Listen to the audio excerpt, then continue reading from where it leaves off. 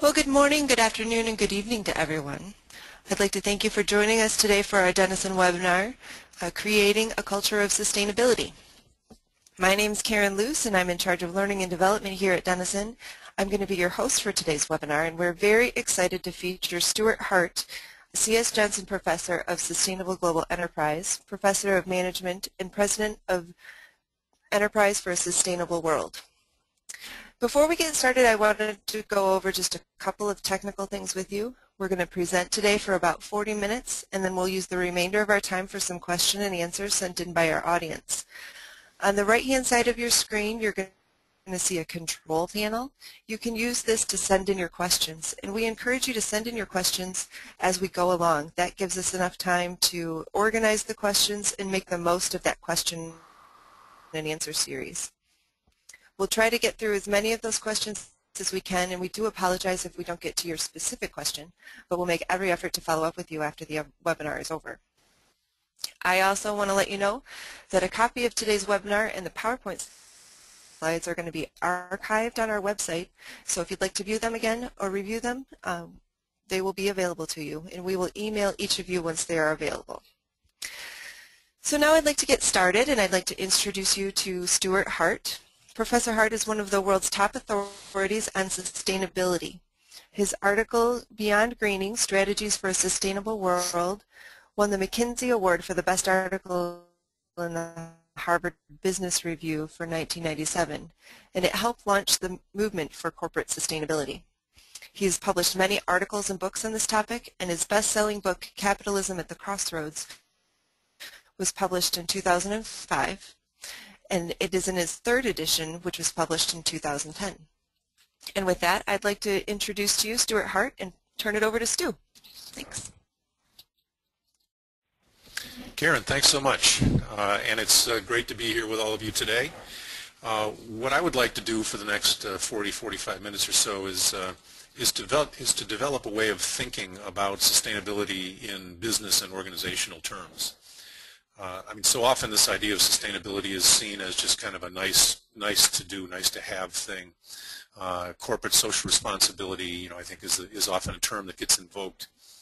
And as important as that might be, the idea of giving back or, doing good works or being philanthropic, that will be explicitly not what I talk about today. Rather, I want to focus on how do you really embed this idea of sustainability into an organization to make it part of the fabric of the culture and of the strategy of the company, and how can it actually help drive performance and shareholder value.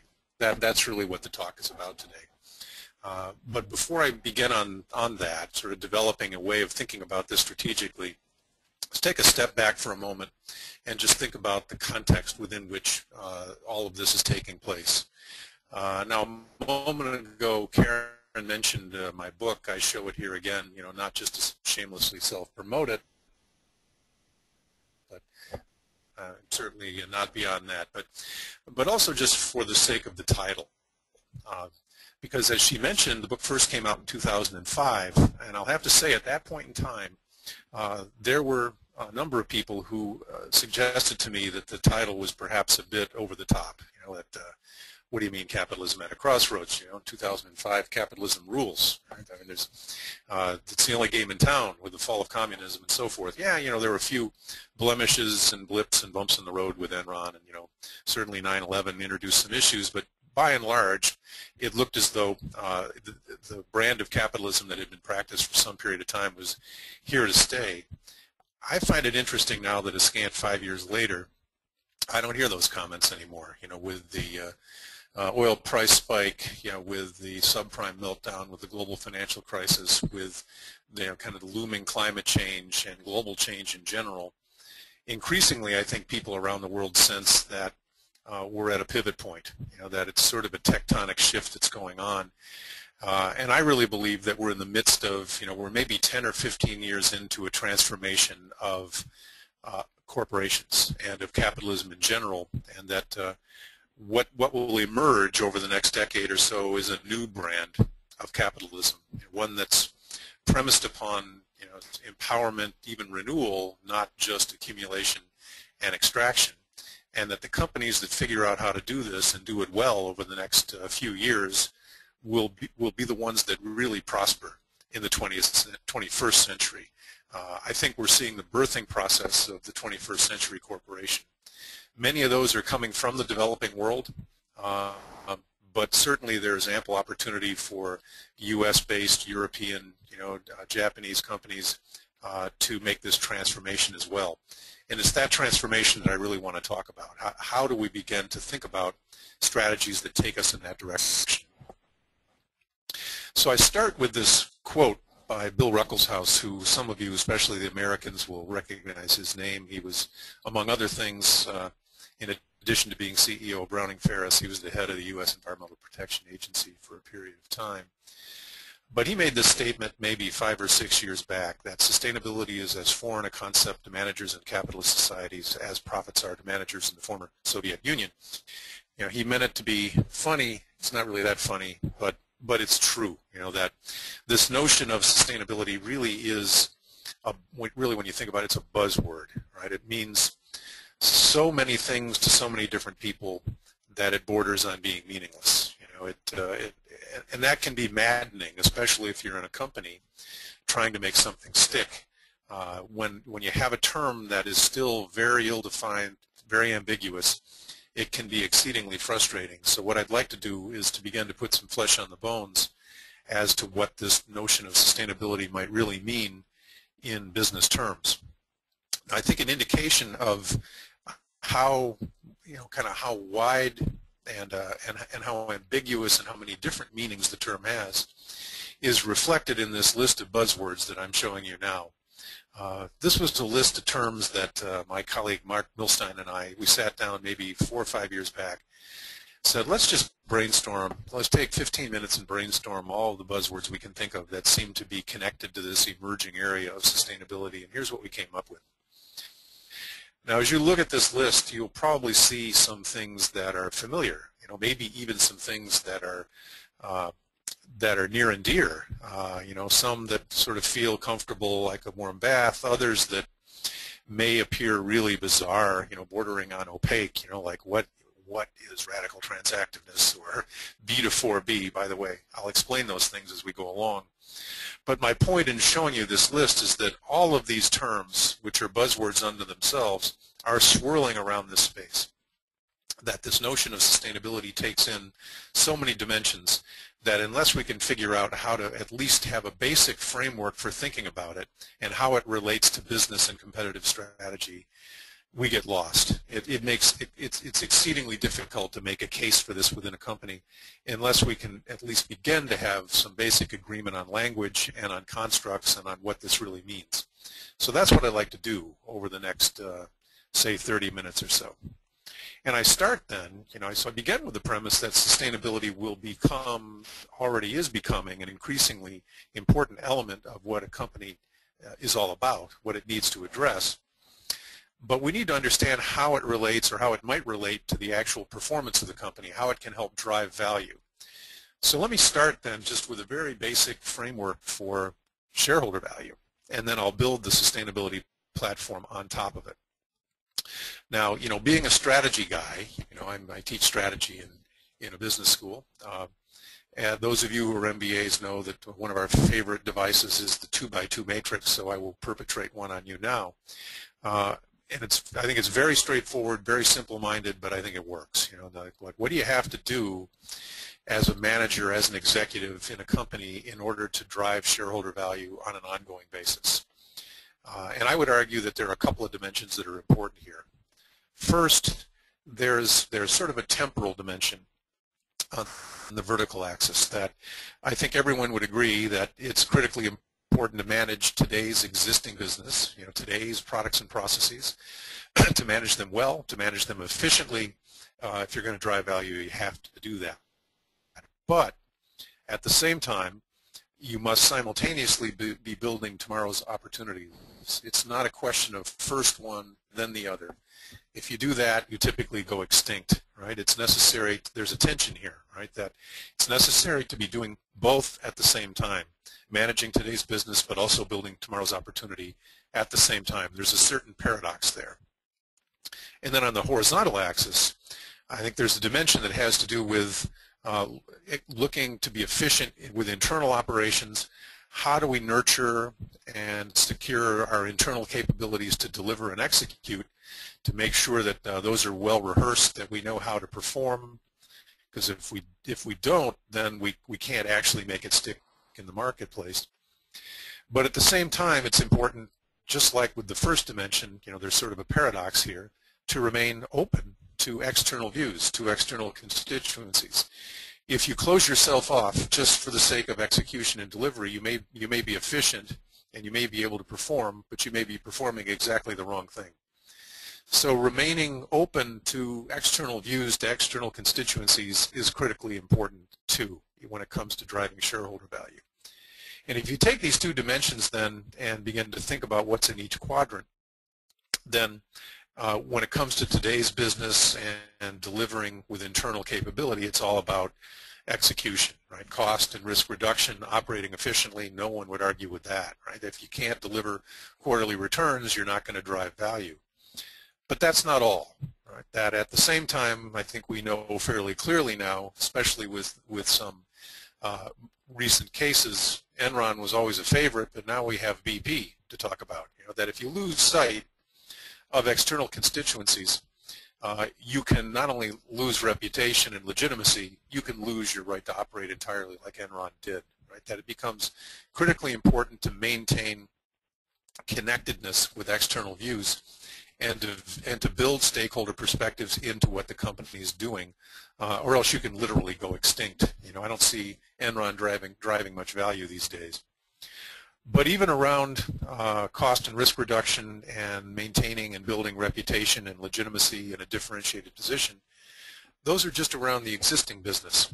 At the same time, we know it's important to be building tomorrow's business. That means acquiring new skills, new capabilities, repositioning for the future by internal R&D, through alliances with others outside, to bring new and fresh skills and capabilities that will be necessary for positioning for the future. If all you do is efficiently execute what you already know how to do, again, eventually you will go extinct. So new skills and repositioning become important too. But that's not all, right? If all you do is focus on building these internal capabilities and you lose sight or never really figure out how to position them out there in the world, then you never really achieve what's necessary, which is how do we grow the firm? Where are the growth opportunities? What's the trajectory for the future? I know a number of companies that do exceedingly well in the lower half of this, and even the upper left, in terms of new skill development, new capability building, but they haven't been able to make a compelling case for how they're going to grow the firm, and their stock price is flat. So the argument here basically is you need to do all four of these things well all the time in order to deliver value on an ongoing basis. I don't think this is at all controversial. I think it's basic balanced scorecard thinking. In fact, it's really, for those of you familiar with the balanced scorecard, it's really derived from that way of thinking. It's just put in a simple-minded 2x2. And so if you accept this basic premise that it's necessary to do all of these things well all the time to drive value, it's on this platform then that I want to build the case around sustainability. So if we start with this as the kind of our performance template, how do the elements or the challenges and the opportunities around sustainability factor into this? So what I'd like to do is to take that initial list of buzzwords that I showed you a few minutes ago and just do kind of a cluster of those, a buzzword sort, if you will, and put the appropriate buzzwords into the appropriate quadrants, because then we can begin to see some very distinct strategies around sustainability emerge. So if we start down in the lower left, here's the buzzwords that really seem to fit in that space. Things like greening and eco-efficiency and environmental management and risk reduction, waste reduction, resource productivity. And some of you are probably familiar with ISO 14000, ISO 14001. If you look at these together, they all sort of cluster around one core idea, which is if we as a company take a close look at our internal operations, at our facilities, and how we run them, There are opportunities for us to actually reduce the use of energy, reduce waste, reduce material, reduce the raw materials that we buy, the waste of the raw materials that we buy, to drive more and more of that into saleable products. And if we do that and do it well, it's going to drive down cost and it's going to drive down risk, because we're not creating workplace exposures for people. We're not pumping a lot of stuff out into the air and the water, creating environmental risk. And we're also using a lot more of the inputs that we buy and actually driving them into products that we can sell rather than pumping stuff out into the environment. This was sort of a realization, and I'll call this strategy pollution prevention. This really emerged in the 80s and early 90s for the first time. Now, I think probably for most of us sitting here now, this seems patently obvious. But it wasn't so obvious even 15, 20 years ago. In fact, if you remember deeper back in history, most companies, especially manufacturing companies, just pump stuff out into the environment, as though it didn't matter. There was very little regulation or cost to doing it. You didn't have to think about it very much. Environment was a waste sink, and that was how companies thought they made money. And in fact, they did, right? That's certainly one model of organizing. But I think, the 70s and the 80s, with the advent of quality management, with the Japanese coming on shore with low-cost, high-quality products, because you'll recall prior to that, we always assumed that to have high quality, you had to have high cost. They showed us how to shatter that trade-off. How do we actually create a management system, because it is a different management system, that can generate high quality and low cost at the same time. This was really the aha around pollution prevention. That before that, we assumed that in order to be environmentally responsible or to have a safe workplace, you needed to just collect. It was end-of-pipe thinking. Let's have pollution control. You kind of strap stuff on at the end of the pipe and collect it and treat it. That always adds cost by definition. That's the way we used to think about quality, that we would inspect it in. But I think quality management showed us that if we internalize that thinking, then we can prevent. We can design for quality in the first place. We can prevent rather than having to clean up after we've made a mess. That was the logic of pollution prevention. Companies like Dow and DuPont and a number of others led the way in that back in the late 80s and early 90s. And most companies today have, we still have a long way to go, but most companies today have internalized this way of thinking. It's a very distinctive strategy that has a very distinctive value proposition, which is it drives down cost and risk if you do it and do it well. I'll start with that as kind of our baseline, because I would argue that most big companies today are well along that path. Now, there are plenty of small and medium-sized enterprises, especially in the developing world, that haven't even gotten on that path yet. There's still a long way to go, but let's start with that as the baseline and move from there, because I would say that's pretty well established. What's come over the past decade or so, though, is this next quadrant, the bottom right quadrant. And if you look at these buzzwords, they're a little different than the ones in the lower left. Things like life cycle management, design for environment, stakeholder management, stakeholder engagement, full cost accounting, take back, corporate governance, transparency, and so forth, green design. If you look at these together, they're different from the ones in the lower left in that they're really looking at the whole product system, right? Not just internal facility management, which is what pollution prevention is about. Pollution prevention focuses on squeezing the waste and emissions out of our operations. Whereas this lower right quadrant really is looking at the whole product life cycle, the whole supply chain upstream, and then downstream, what happens to products and services, how are they used, what happens to them at the end of their useful life. So it's really a full life cycle way of thinking. Gone are the days, if you're embedded in the supply chain somewhere, that you only have to worry about your immediate customer downstream. This really thinks this idea of, we'll call it product stewardship, says that every company needs to think about the entire life cycle of what they do, all the way upstream, where do raw materials come from, all the way to the point of coming out of the ground, what are the social and environmental impacts associated with that, and all the way downstream to end users, how are final products and services used to what end, with what impact, and then for products, what happens to those products at the end of their useful life? Where do they go? Increasingly, companies are looking to integrate the voices of stakeholders, upstream and downstream, into the actual design process, because they've discovered that if you can do this and do it well, you end up with better products, right? You can actually improve the whole product system that way. It's not just the simple-minded notion of green products. I think that this is another buzzword that has kind of a bad reputation to live down. Because for many people, when they hear the term green products, what comes to mind is high cost, probably doesn't work as well, but it's got some recycled stuff in there, right? And so I think this idea of product stewardship is a much bigger idea than just PR efforts to try to say we have a green product.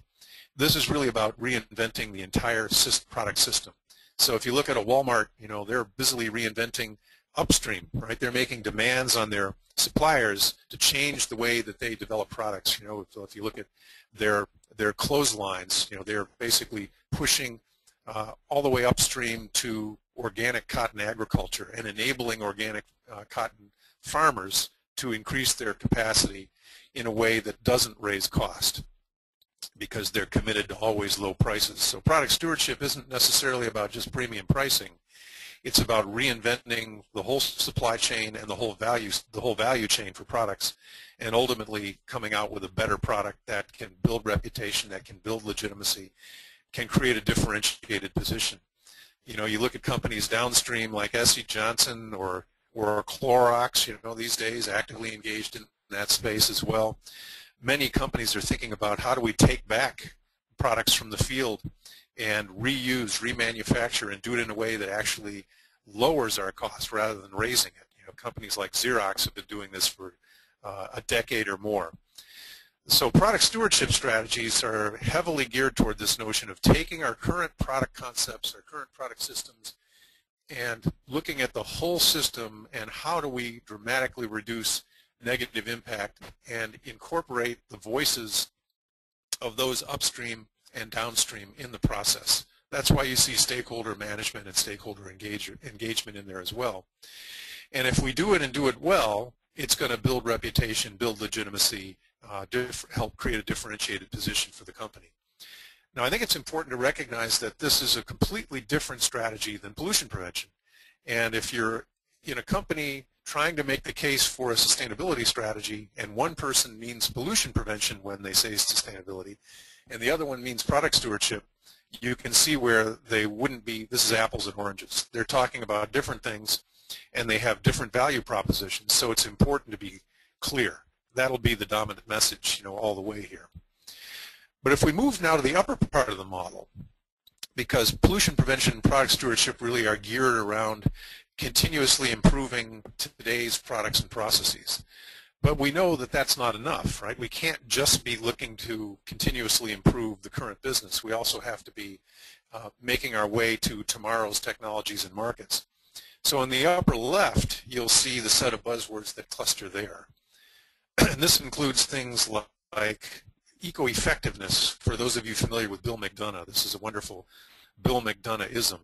Contrast this to eco-efficiency. Or biomimicry, there's another great buzzword, which basically means learning from nature, right? That we can design processes and products learning from nature rather than just thinking about, how do we do it in a chemical lab. So, for example, spiders are able to weave webs, which if you look at the strength of the spider web material is stronger by weight, if you were to look at it pound for pound, stronger than Kevlar, which is the material that DuPont makes for bulletproof vests. But the last time I checked, spiders were able to do that at ambient temperature without any toxics. So the question is, how do they do that? There's a whole field emerging around biomimicry which asks questions like that. It's about sustainable technology. It's about increasing the service intensity and not just stuff. How do we think in terms of completely closed loops, cradle to cradle rather than cradle to grave?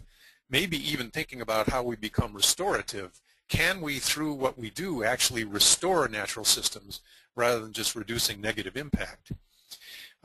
These are really leapfrog technologies, often disruptive, right, to the way in which we currently do things. We'll call this clean technology. And I know that clean technology itself is a buzzword, right? There's been tons of attention paid to it over the past half dozen years. Hundreds of millions of dollars have poured, through private equity and venture capital into clean technology over the past 6 years.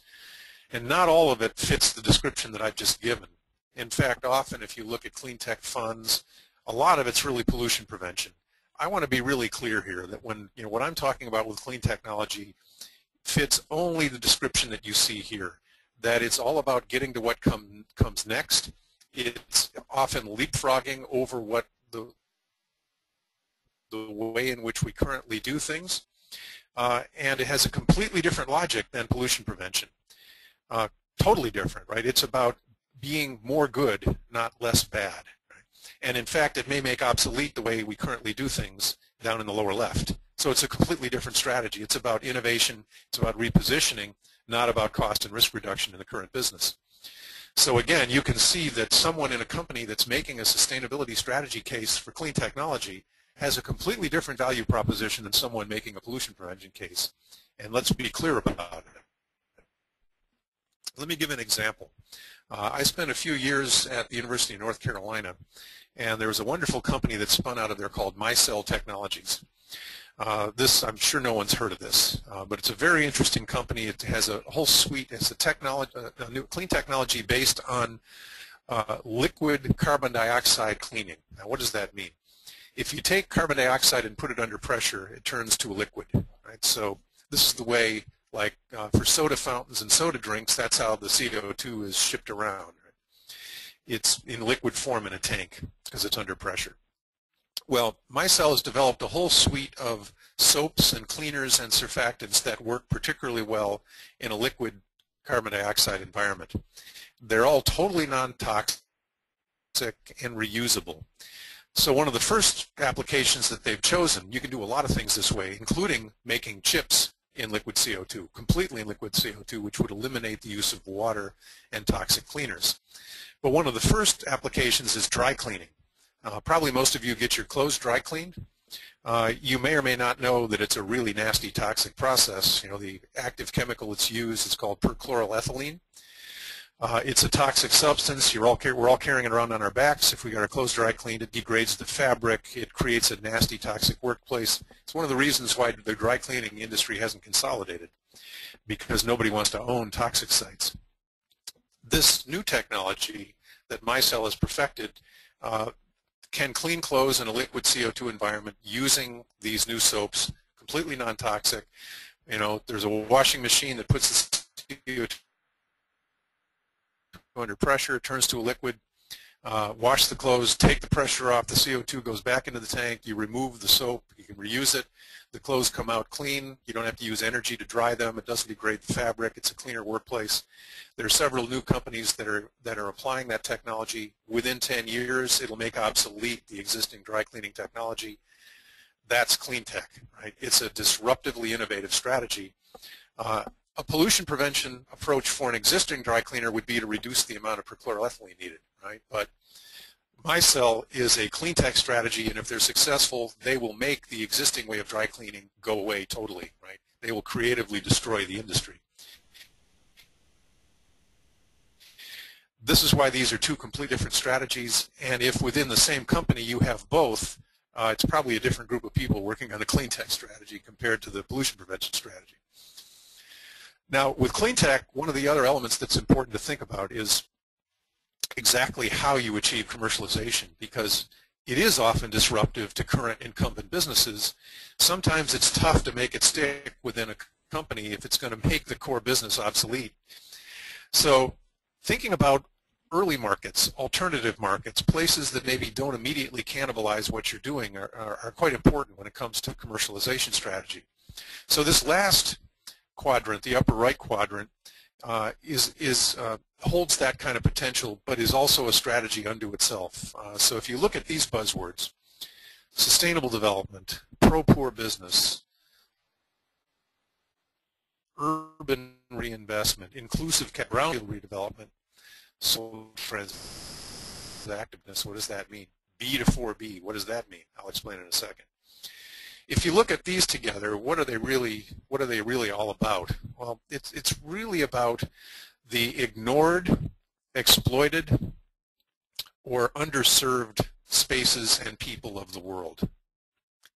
Ignored, exploited, and underserved spaces and people of the world. It could be right here at home, right? It could be contaminated brownfield spaces. It could be the open fields in the city of Detroit today, where there are literally thousands of acres that have been plowed under. But it also is, and perhaps is especially about the developing world where we have, 4 billion people earning less than $3 a day, most of whom still operate in the informal economy, have been excluded from global capitalism, have been damaged by it in many cases. It's rural people who are migrating to cities in search of opportunity, where we have burgeoning urban slums and shanty towns, but yet, even though we're talking about the majority of humanity, most companies have ignored these people in these places. We think of this as the base of the pyramid, just for lack of a better term, base of the pyramid, or BOP. This is where all of the big problems for the future are. It's where most of the people are. It's where virtually all of the population growth is occurring. You think about it, the top of the pyramid is shrinking, right? Japan, shrinking. The U.S., if you take out migration, shrinking. Western Europe, shrinking. Most of the growth is occurring at the base of the income pyramid in the developing world, or in the parts of the developed world where there's a lot of in-migration. These are where the real opportunities for the future lie. This is where the growth opportunities for the future really are. Just trying to slug it out to gain, a bigger share of a shrinking market at the top of the pyramid is pretty tough. Base of the pyramid is where the real needs and where the real opportunities for the future lie. But it's going to take a very different kind of strategy. It's going to take a new business model. It's going to take a different approach to understand these spaces. Most companies have not worked in urban slums or shanty towns or in rural villages. If as companies we're going to be able to create viable strategies and business models, then we have to develop a new set of skills and probably a new set of technologies and products in order to serve these spaces effectively. Many of these can be these disruptive clean technologies that I've talked about before, like small-scale distributed point-of-use solar, point-of-use water treatment. A lot of technologies that have had difficulty coming into commercial reality at the top of the pyramid because they're disruptive actually can appear first in the underserved spaces at the base of the pyramid because they don't have fully built out infrastructure. So this idea of base of the pyramid is a strategy unto itself, but can also be combined with clean tech, as I'll discuss a little bit further in a moment.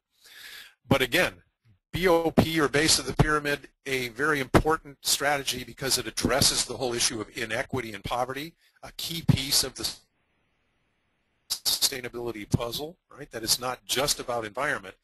It's also about how do we bring the world's poor and underserved into the capitalist dream? How do we create a more equitable world? How do we create a more inclusive form of capitalism? B to 4B means business to 4 billion. Radical transactiveness means how do we really engage this population? How do we transact with them so we can co-create businesses that really serve their needs rather than just trying to airdrop in technical solutions, or give aid, which has been mostly what we've done so far. Hasn't worked very well. So if we step back for a moment and look at these 4 strategies of pollution prevention, product stewardship, clean technology, and base of the pyramid, if we look at it from the standpoint of the company, I think we would probably all agree that these take some distinctive capabilities and also involve and engage different functions within the company. Pollution prevention builds on existing skills in operational efficiency, quality management, and employee involvement, as I discussed before. And this is especially relevant to manufacturing and the operations people. Product stewardship, as I mentioned, is all about stakeholder engagement, lifecycle management, transparency, accountability. Here there's a lot of sales and marketing, and the supply chain folks get heavily involved in this. Clean tech's all about disruptive innovation. How do we buy real options on the future? Think about whole systems. This is heavily tilted toward technology and R&D. And base of the pyramid, how do we enter into deep dialogue with people that we've ignored in the past, build alliances so we can create new business models that could serve the underserved, This is all about new product development, emerging markets, new market development, right? So there's a separate, really different groups of people would be associated with each one of these four strategies. And they are four distinct strategies, I would argue. Right? And it's important for us to think of them in those terms because they drive value in a different way. I think they also have, and HR obviously is the center of all of this. It's going to take new skill development across the board. And there's also a strong link to culture as well. And for those of you familiar with the Denison culture model, you probably see some connection here. That if you think about pollution prevention, it's all about consistency, getting systems and processes in place that can really drive waste out of the system, right? So it links very strongly from a cultural point of view to consistency. Product stewardship is all about involvement. How do we get those upstream and downstream from us engaged, committed, thinking in terms of responsibility? Strong connection that way. Clean tech's all about adaptability. How do we recognize emerging patterns, trends? How do we make sure that we're bringing in the new skills and capabilities required in order to make that happen? And base of the pyramid requires a focus on doing something new. That senior management need to make this a priority. There needs to be a mission, a sense of direction and purpose, because most companies don't know how to do this today. Right? Unless there is a commitment to really make this a long-term priority, it probably isn't going to happen.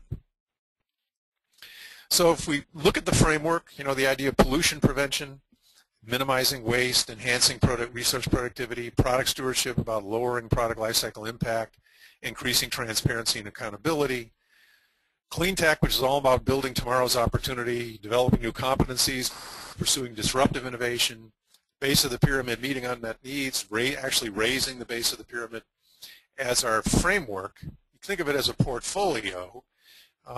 Every company, existing company, I would argue, has something going on in each of these four quadrants. The question is how much. So what I've tried to do is develop a way of kind of charting your portfolio.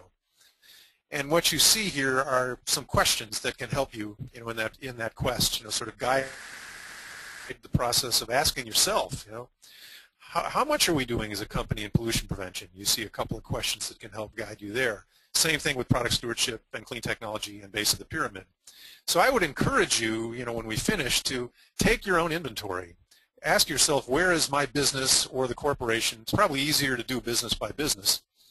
Where do we stand when it comes to these four strategies? What's our portfolio look like? And you can actually chart it, right? And I would argue that most companies today, the typical portfolio is heavily bottom two quadrant weighted. And it makes sense that that would be the case because pollution prevention, product stewardship build heavily on existing skills, right? It's really kind of the Six Sigma Black Belt way of thinking.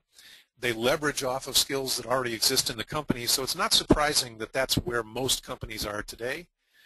But I would also argue that the really big opportunities for the future are in the upper two quadrants. But that requires new skills. They're more revolutionary routines. It's a new form of martial art. It's going to require new skill development. It's going to require commitment to really make it happen. And that's perhaps why it hasn't happened as widely in many companies today as pollution prevention and product stewardship. So I'd encourage you to, take a look at yourself, and I'll mention that in closing.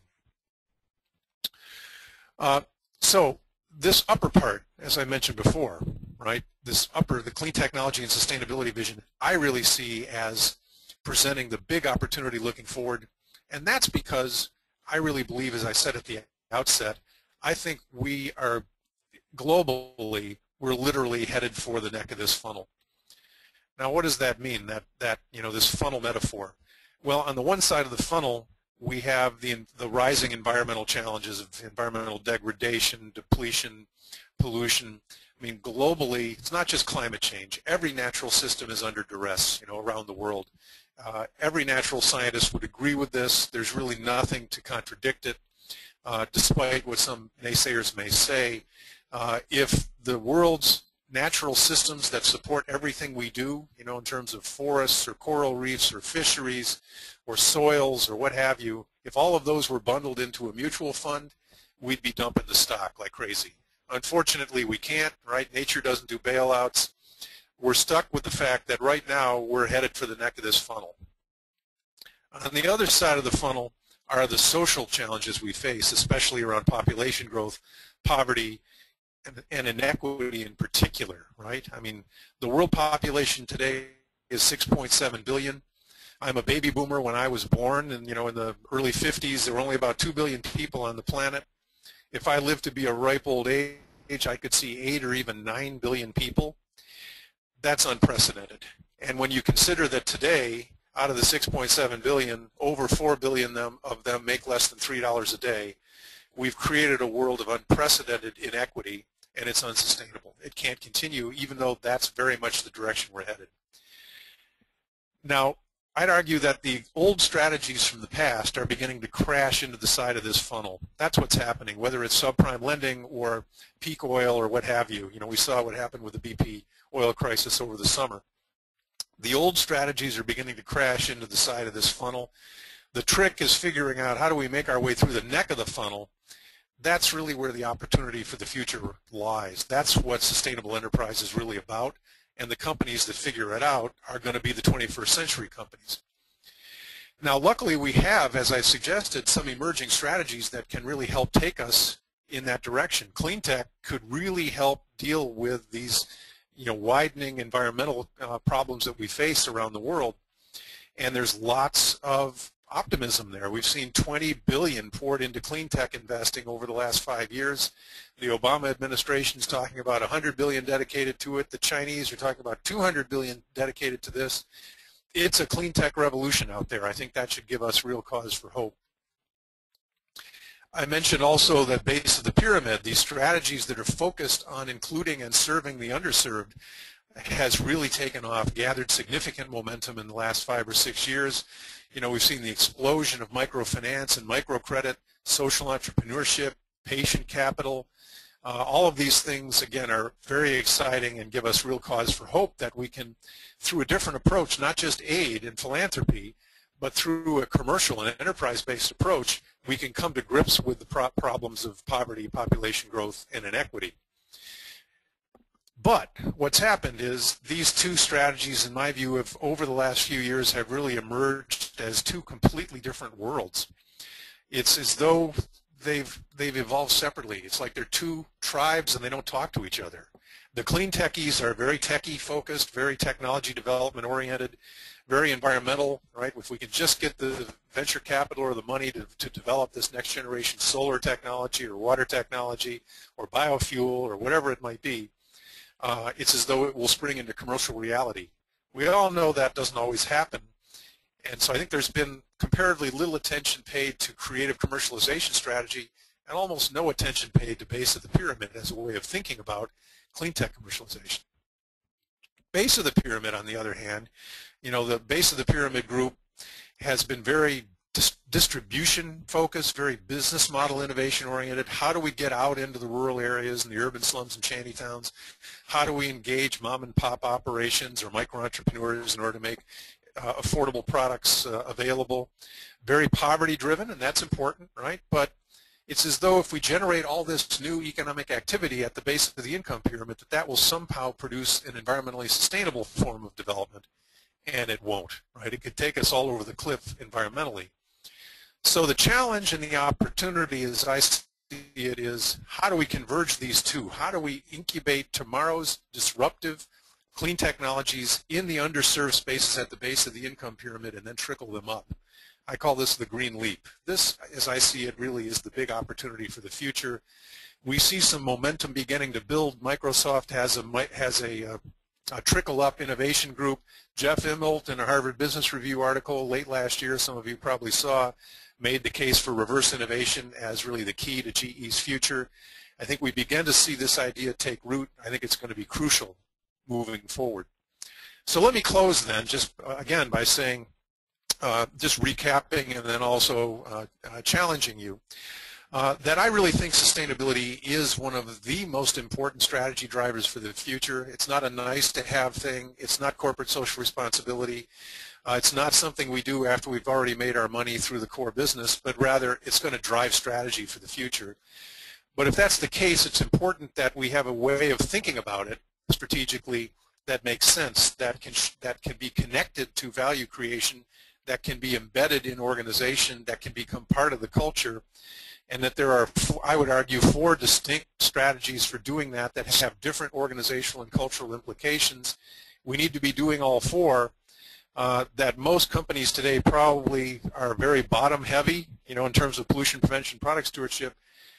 So chart your portfolio. If you find that that's the case, then you may want to be thinking about some initiatives, especially in the clean tech and base of the pyramid space moving forward. There's a group that I've been organizing for the past few years called Enterprise for a Sustainable World. That's very much what we're geared toward trying to do. We're focused on those upper 2 quadrants. We're engaged in strategy assessment and development, especially around the portfolio I've just described, and also clean tech and BOP readiness, but also focused on how do we create the internal organizational innovation and change necessary to do that. We're collaborating with Denison Consulting on developing a survey feedback instrument to take the pulse of organizations, to build capacity to do this within existing companies, and then also engage in innovative field projects, business experiments to actually incubate these new kinds of businesses, greenleaf businesses, base of the pyramid businesses, and so forth. And we build on a global network of partners who we've connected with over the past decade throughout the developing world and in Europe.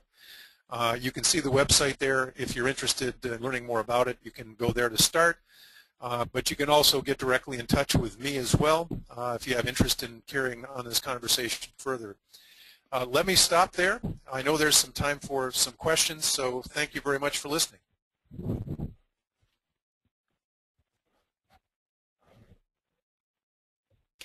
Thank you, Stu, for that fantastic presentation. We have several questions that have come in, so I'm going to start with what's the difference between sustainability and your basic corporate social responsibility?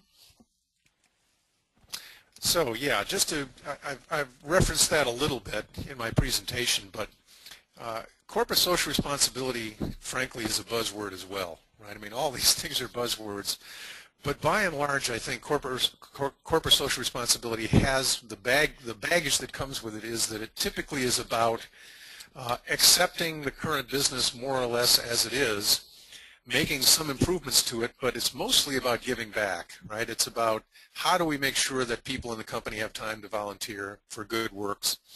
How can we even be philanthropic in a way? It might be strategic philanthropy, but it tends to be more geared toward giving back, good works, and strategic philanthropy. Whereas sustainability strategy, as I try to describe it, it's really about embedding it in the core business strategy, organization, and culture of the firm. They're really 2 entirely different ideas. Okay, thank you. We have a question that has come in from one of our partners in Australia. He says he's sitting in Western Australia, which is an economy increasingly focused on extractive industries, minerals, oil, and gas. Do the principles that you discussed at the company level also apply at a country level? They certainly do, I believe. And frankly, they also apply for extractive industries. So I can take a stab at both of those. If we think about mining companies, for example, one of the really important challenges that mining companies face, aside from thinking about the environmental consequences of their activity, is how, when the mine closes, do mining companies actually help to generate sustainable, ongoing, dynamic communities when they leave. Right? Now, all of the principles about clean tech and base of the pyramid business development apply there. And so I've actually had some discussions with several mining companies interested in those kinds of approaches, that they can help to in essence, to catalyze the creation of new sustainable communities through the operation of their mine, right? So that when the mine closes, those communities are up and running and ongoing. But the logic also does apply at the national level. I think if we take the case of the United States, this is sort of what the country's struggling with today. How do we get to the next economy, right? That here I am sitting in the state of Michigan, with the auto industry, in fairly serious decline, and the competitors in that industry, having been bailed out in order to survive. I think all of these elements around clean technology and base of the pyramid and sustainability are highly relevant, and policymakers ought to be paying attention to it. I think it has real implications for what kinds of policies we create to enable and encourage this kind of business development. There's been a tendency, I think, in countries to circle the wagons, kind of pull inward and say, you hear a lot of rhetoric about, well, we're just shipping jobs overseas. Quite frankly, I don't think it's a trade-off that way. It's not an either-or. In fact, if countries like the U.S., Australia, Canada, Europe, others are going to incubate tomorrow's technologies, the most likely place for that to happen, at least in terms of early market development, is not in those countries. The most likely place for that to happen is in China and India and Latin America and Africa. But that doesn't mean that you just ship all the jobs overseas. It means that that's how you incubate tomorrow's technologies, tomorrow's industries, tomorrow's enterprises. A lot of that technology ends up being developed in the United States. A lot of the intellectual property is patented in the United States, and it's going to create a lot of good jobs in the United States or Australia or Europe as well. So I think it's crucial for policymakers at a national level and at a state level or a provincial level to think about, in some cases, how do we get some of our best technologists and entrepreneurs out of our country and into the spaces where these next generation industries and companies and technologies are most likely to take root first.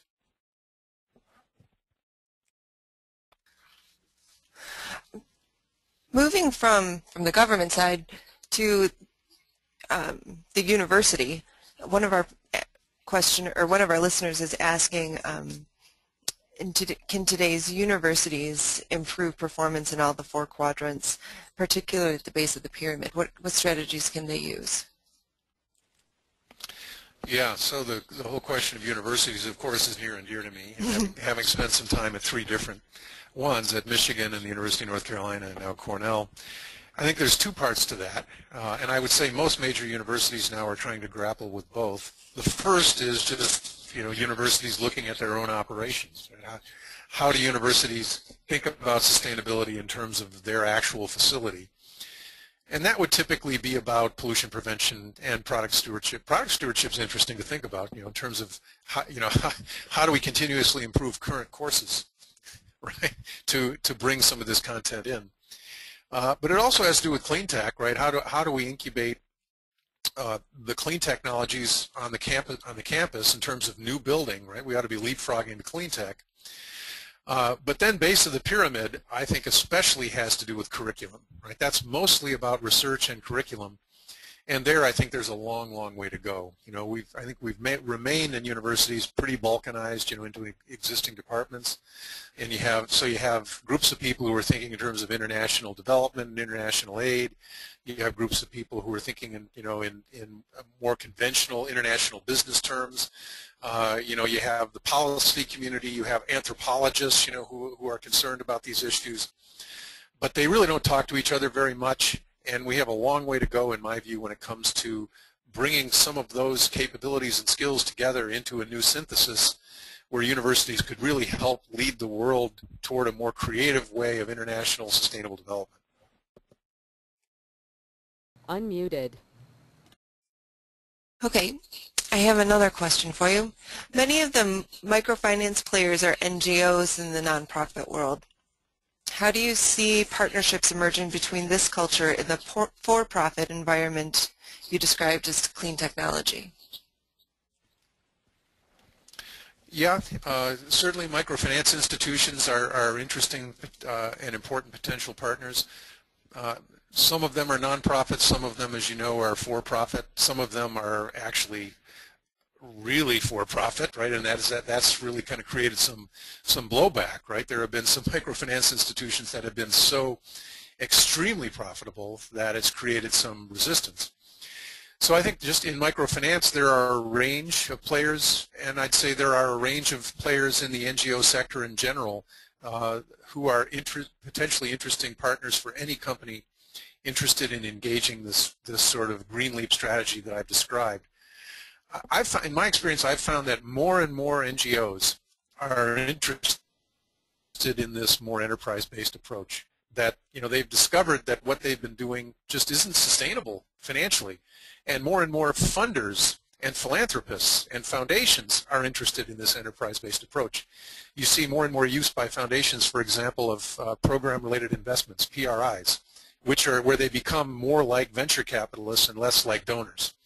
I really see this as that's the way we're really going to get traction and make major headway, because the truth is there just isn't enough grant money and donor money and philanthropic money to give away to people to come to grips with these. We need to think of it more in terms of investment and leverage and growth.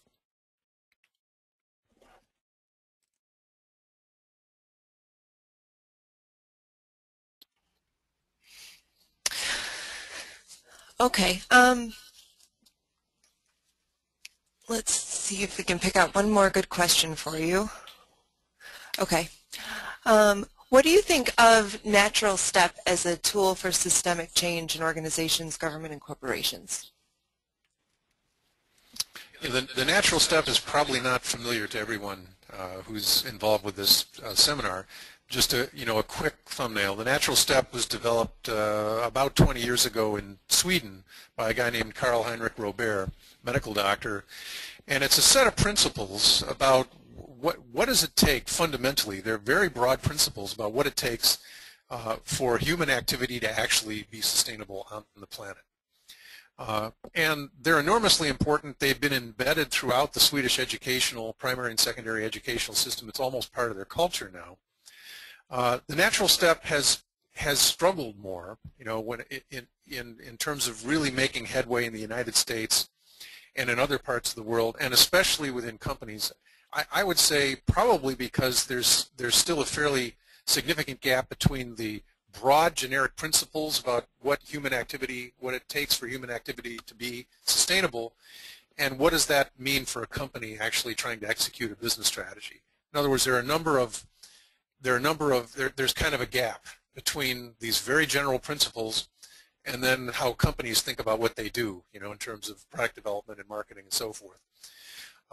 So I think the natural step is enormously important.